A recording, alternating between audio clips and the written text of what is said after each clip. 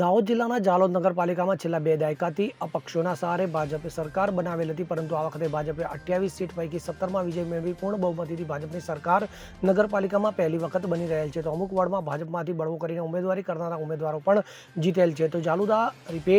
તો જાલોદ તાલુકા ભાજપના ધારાસભ્ય મહેશ ભુરિયાએ દરેક વોર્ડ વિસ્તારમાં ફરી ભાજપની સત્તા મેળવવા રેલીઓ કરેલ હતી, તેમજ લગાતાર કાર્યકર્તાઓના સંપર્કમાં રહી મિટિંગ કરી હતી. જે મહેનત કરી તે આજરોજ ભાજપની જીત થતાં મહેનત ફાળે જવા પામી હતી.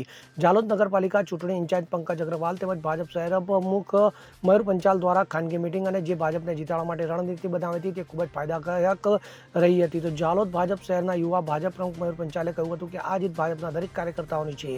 આ જીત ભાજપના ઉત્સાહ તેમજ કર્મઠ કાર્યકર્તાઓને લીધે થઈ છે, તેમજ ભાજપની જીત તે દરેક જાલોદના મતદારોની જીત છે તેમ કહ્યું હતું. ત્યારે હાલ ભાજપને પૂર્ણ બહુમતીથી મેન્ડેટ મળી ગયેલ છે, પણ જાણવા મળેલા વર્તુળો મુજબ પ્રમુખ બનવા માટે કાવા દાવા કરતા ઉમેદવારો પોતાના સમર્થકોને ખેંચી રહેલ છે, તેમજ અમુક ઉમેદવારો તો હાલથી જ ભૂગર્ભમાં ઉતરી ગયેલ હોવાનું માલુમ પડી રહેલ છે.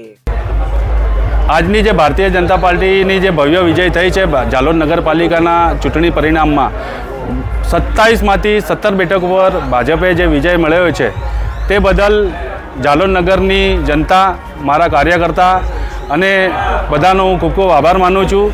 અને જાલોદના જે વિકાસનું જે રૂંધાયેલો હતો એ વિકાસ હવે ભવ્ય અને અતિ ભવ્ય થવાનો છે તે મને ખબર છે.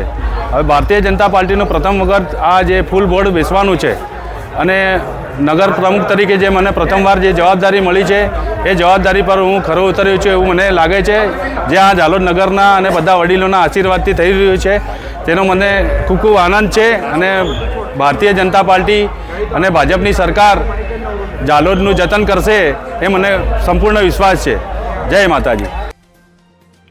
અવસર સાથે CN24 ન્યૂઝ જાલોદ. હવે જુઓ દેશ દુનિયાની તમામ ખબરો તમારી આંગળીના ટેરવે.